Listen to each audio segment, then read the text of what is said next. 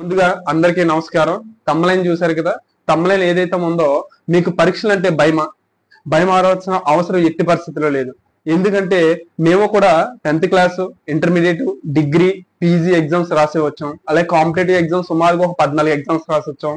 మనం చూడొచ్చు. అయితే మీరు తమ్ములైన ఏంటంటే మెయిన్ థీము పరీక్ష అంటే ఎవరికైతే భయం ఉంటుందో చాలా మంది భయపడుతూ ఉంటారనమాట. అయ్యో పరీక్షలు వస్తున్నాయి దగ్గరికి, ఈ గాబరా పడిపోయి చాలా టెన్షన్ అవుతుంటారు. అలాంటి టెన్షన్ పడాల్సిన అవసరమే లేదు ఎగ్జామ్స్ అంటే. ఎందుకంటే మన జీవితంలో దేనికి వరి అవ్వాల్సిన అవసరం లేదు. మేము కూడా ఫేస్ చేసి వచ్చాం. మేము కూడా 10th క్లాస్ రాసి వచ్చాం. మేము ఇంటర్ రాసి వచ్చాం. అలాగా చదువుకొని పోస్ట్ గ్రాడ్యుయేషన్ వరకు చదువుకొని వచ్చాం. అలాగే మీరు చూస్తున్నట్లయితే ఈ ప్రైజులు ఇవన్నీ కూడా మేము కాంపిటీషన్ కి వెళ్ళి తీసుకొచ్చినటువంటి ప్రైజులు సుమారుగా ఒక 36 ప్రైజులు, అలాగే మెమోంటోస్, మెడల్స్ ఇవన్నీ కూడా తీసుకురావడం జరిగింది. అయితే మెయిన్ థీమ్ ఏంటంటే ఈ వీడియో చేయడానికి మెయిన్ రీజన్ ఏంటంటే ఎవరైతే పిల్లలు ఈ రోజు మార్చ్ 16th అలాగే రేపటి నుంచి ఆంధ్రప్రదేశ్ లో 10th క్లాస్ పిల్లలకి ఎగ్జామ్ స్టార్ట్ అవుతున్నాయి. పాపం వాళ్ళకి జీవితంలో ఫస్ట్ పరీక్ష. మాక్సిమం చాలా వరకు ఎవరైతే పిల్లలు ఉంటారో స్టూడెంట్స్, వాళ్ళ యంగ్స్టర్స్ ఎవరైతే ఉంటారో వాళ్ళందరూ కూడా ఇది మొదటి పరీక్ష. అలాగే వీళ్ళు ఏమవుతారంటే వర్రీ అవుతూ ఉంటారు. అయ్యో ఎగ్జామ్స్ వస్తున్నాయి అని చెప్పి భయపడుతూ ఉంటారు. కానీ మనం భయపడాల్సిన అవసరం ఏమీ లేదు. ఎందుకంటే ఈ జీవితంలో దేనికి భయపడాల్సిన అవసరం లేదు, దేనికి వరి అవ్వాల్సిన అవసరం లేదు. ఎందుకంటే సమస్యలు వస్తూ ఉంటే మనం ఏం చేయాలంటే గట్టెక్కుతూ కొంచెం కొంచెం కష్టపడి పైకి మనం గట్టెక్కినంత వరకు పర్వాలేదు. ఒకసారి స్టెప్స్ అన్ని ఎక్కిన తర్వాత రీచ్ అయిన తర్వాత హ్యాపీగా అనిపిస్తుంది. అలాగే మీరు చూస్తున్నట్లయితే ఎగ్జామ్స్ వచ్చాయి కదా, మీరు వర్రీ అవి ఇంట్లో వాళ్ళు వర్రీ పెట్టి మొత్తం వాళ్ళని టెన్షన్ పెట్టి ఏం భయపడాల్సిన అవసరం లేదు. మీరు రేపటి నుంచి రాసే 10th క్లాస్ ఎగ్జామ్స్ కావచ్చు, అలాగే ఇప్పుడు రాసినటువంటి ఆల్రెడీ ఇంటర్మీడియట్ ఎగ్జామ్ కంప్లీట్ అయ్యాయి వాళ్ళు కావచ్చు, ఎవరు కూడా ఎగ్జామ్స్ రిజల్ట్ గురించి వరి అవ్వకూడదు. అలాగే రాయబోతున్న వాళ్ళు జీవితంలో ఇది ఫస్ట్ అన్నమాట. First public examination. మనం రేపటి నుంచి రాయబడేటువంటి ఎగ్జామ్ గురించి ఎవరు కూడా ఎట్టి పరిస్థితుల్లో వరి అవ్వద్దు. ఎందుకంటే మనం ఎప్పుడైతే వరి అవుతామో, ఎప్పుడైతే టెన్షన్ గా ఫీల్ అవుతామో అప్పుడే మనం సగం ఫెయిల్ అయిపోయినట్టు అర్థం అనమాట. ఓకే, ఈ విధంగా మనం చూస్తూ పోతే మనం ఎప్పుడు కూడా వరి అవ్వకుండా ఫ్రీగా ఎగ్జామ్ ఎలా రాయాలో ఇప్పుడు నేను చెప్తా. మనకి ఈ పరీక్షలు అనేవి సర్వసాధారణం. ఎందుకంటే ఈ పరీక్షలు ఉండడం బట్టే మనం హైయర్ ఎడ్యుకేషన్ వెళ్ళడానికి ఒక క్వాలిఫికేషన్ లాంటిది అనమాట. మనం ఇప్పుడు వరకు 1 year అంతా చదవం. 10th క్లాస్ పిల్లలు ఎవరైతే ఉన్నారో 1 year అంతా చదవం. సో ఇప్పుడు ఏంటంటే ఎగ్జామ్స్ వచ్చాయి కదా అని చెప్పి వర్రీ అయిపోయి గాబరా పడిపోయి టెన్షన్ పెట్టేసుకుంటే జ్వరం వస్తుంది, తర్వాత నీరసం వస్తుంది, ఇంట్లో వాళ్ళకి టెన్షన్ వస్తుంది. ఇవన్నీ వేస్ట్. మీరు ఏం చేస్తారంటే మీరు చదివిన దాంట్లో ఏదైతే ఉందో మీరు చదివిన సిలబస్ లో కొంచెమైనా వస్తుంది కదా. అలాగే ఇప్పుడు ఎగ్జామ్స్ దగ్గర పడిపోయి మనం ఏం చేస్తామో ఫీల్ అవ్వకండి, ఎట్టి పరిస్థితుల్లో ఫీల్ అవ్వకండి. ఫ్రీగా ఎగ్జామ్కి వెళ్ళండి, ఎటువంటి టెన్షన్ లేకుండా ఫ్రీగా వెళ్ళి మీరు అయ్యో కొంతమంది వరి అవుతుంటారు. మన ఏరియాలో చూస్తున్నట్లయితే ఇది మేము కాకినాడ అంటే కాకినాడలో అంటే మనకి ఆంధ్రప్రదేశ్ లో కాకినాడ డిస్ట్రిక్ట్ నుంచి మనం ఒక లైవ్ ఏవైతే ఉన్న వీడియో చేస్తున్నాం. మాకు ఇక్కడ దుమ్ములపేట అని చెప్పి ఒక గ్రామం ఉంది. ఆ గ్రామంలో నేను కూడా మాది మాస్ ఏరియా అనమాట, అందరు ఫిషర్మెన్సే. అలాగే కొంచెం కొంచెం step by step KG to PG వరకు హాస్టల్లో చదువుకొని నెమ్మదిగా చాలా ప్రైజులు తెచ్చుకొని ఇప్పుడు ప్రస్తుతం నేను పిఆర్ గవర్నమెంట్ డిగ్రీ కాలేజ్ అని కాకినాడలో ఫేమస్ కాలేజ్ ఉంది. ఇంచుమించు 35 acres ల్యాండ్ ఉంటుంది. గవర్నమెంట్ కాలేజ్ లో హిస్టరీ లెక్చరర్ గా చేస్తున్నాను. అయితే మీకు ఎందుకు చెప్తున్నానంటే ఇదంతా కూడా మేము ఇంత స్థాయికి రావడానికి మెయిన్ రీజన్ ఏంటంటే కష్టపడి చదువుకున్నాం. అలాగే ఎగ్జామ్స్ రాసే విధానం చెప్తున్నాను, ఒకసారి వినండి. ఎగ్జామ్ రాసేటప్పుడు మీరు ఎట్టి పరిస్థితుల్లో వర్రీ అవ్వద్దు. వర్రీ అయిపోయారంటే అప్పుడే సగం ఫెయిల్ అయిపోతారు. మీరు చేయవలసిందల్లా ఒకటి ఏంటంటే క్వశ్చన్ పేపర్ ఎలా ఉన్నా సరే మీరు 1 year చదువుకున్నారు కదా 10th క్లాస్ పిల్లలు. సో వర్రీ అవ్వకుండా వచ్చినటువంటి క్వశ్చన్స్ ముందు రాయండి, అది ఏ సబ్జెక్ట్ అయినా సరే. అంతేగాని ఖాళీ పేపర్ ఎట్టి పరిస్థితుల్లో ఇవ్వద్దు, ఇచ్చారంటే ఫెయిల్ అయిపోతారు. మీరు ఎగ్జామ్ రాసేటప్పుడు ఖాళీ పేపర్ ఎట్టి పరిస్థితులు ఇవ్వద్దు, కానీ కనీసం చదివిన దాంట్లో ఏవైతే ముందు వచ్చాయో బాగా వచ్చో అవి నీట్ గా రాయండి. ప్రజెంట్ చేసే విధానం కూడా బాగుండాలి. యాజ్ ఏ లెక్చరర్ గా చెప్తున్నాను. ఎందుకంటే ప్రజెంట్ చేసే విధానం బాగోపోతే వాళ్ళు మార్క్స్ ఏమి వేయరు, తర్వాత ఫెయిల్ అయిపోతాం. మనం ఫెయిల్ అయిపోవడానికి 1 మార్క్ చాలు. సో అలాగని ఇప్పటి వరకు ఏం చదవలేదు, ఏమి రాస్తానని వరి అవ్వాల్సిన అవసరం ఏమీ లేదు.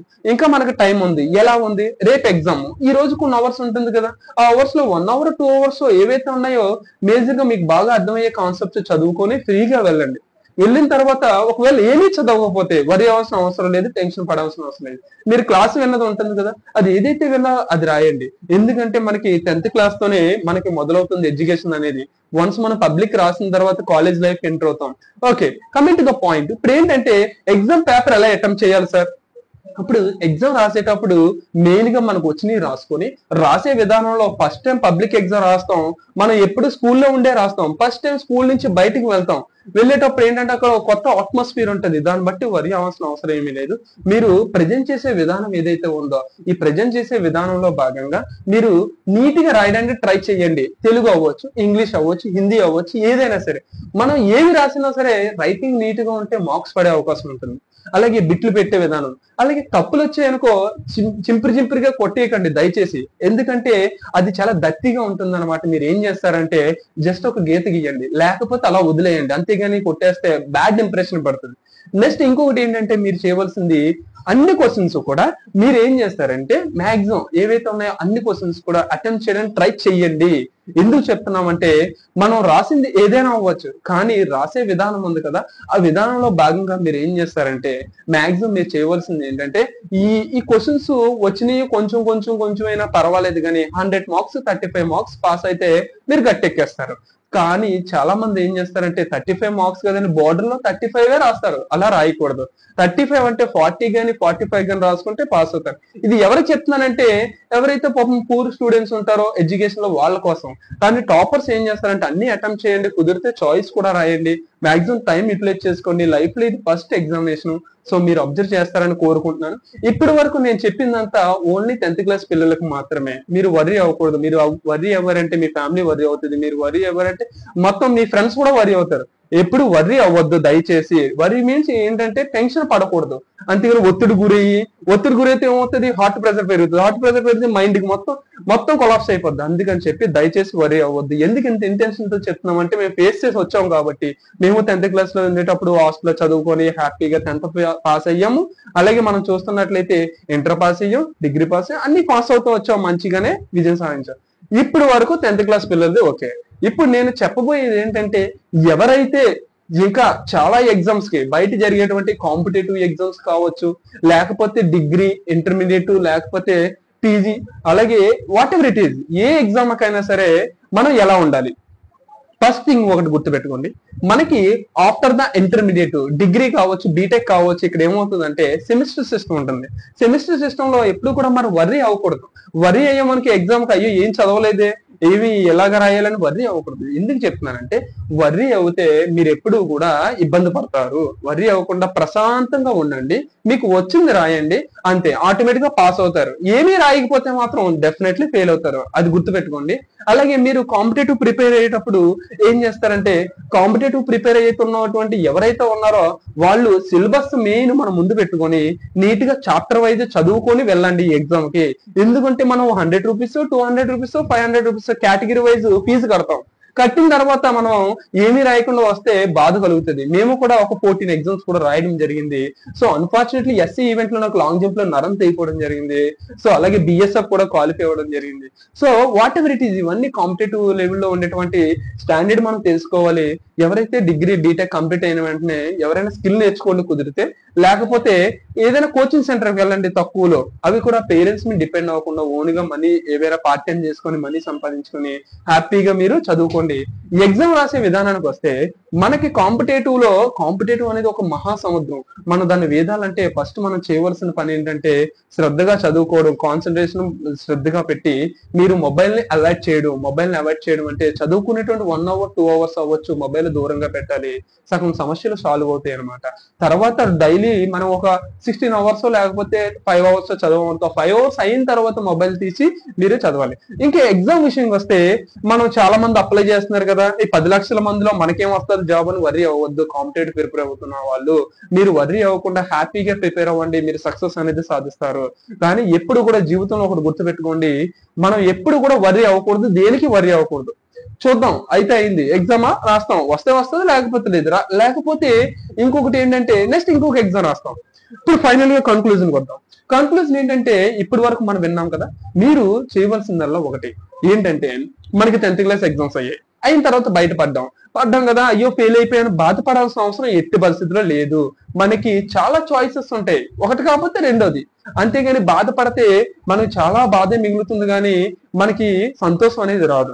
అలాగే మనం బాధపడడం వల్ల మన ఇంటి పక్కన ఉన్నటువంటి వాళ్ళు కావచ్చు, అలాగే మిగిలిన వాళ్ళు కూడా హేళన చేస్తారు. అంతేగాని ఫ్రీగా ఉన్నాం అనుకో, డోంట్ వరీ, ఇది చూసారా ఫెయిల్ అయినా సరే హ్యాపీగా ఉన్నారు అనుకుంటారు. ఎస్పెషల్లీ మన ఇంట్లో వాళ్ళ గురించి అయినా సరే, ఎవరైతే ఉన్నారో ఇప్పుడు రాస్తున్నటువంటి వాళ్ళు, రాయబోయేటువంటి వాళ్ళు, బాగా రాయండి, ఎగ్జామ్స్ అన్ని కూడా బాగా రాయండి, బాగా రాయాలని కోరుకుంటున్నాను.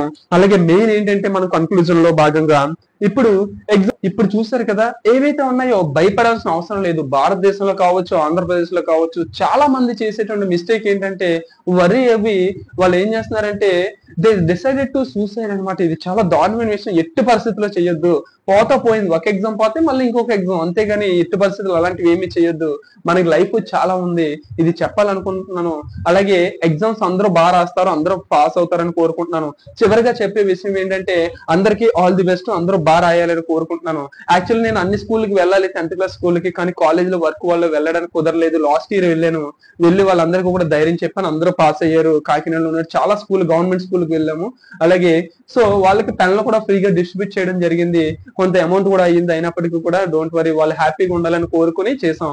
అయితే ఫైనల్ గా ఇంకో విషయం ఏంటంటే ఈ రోజు నా బర్త్డే.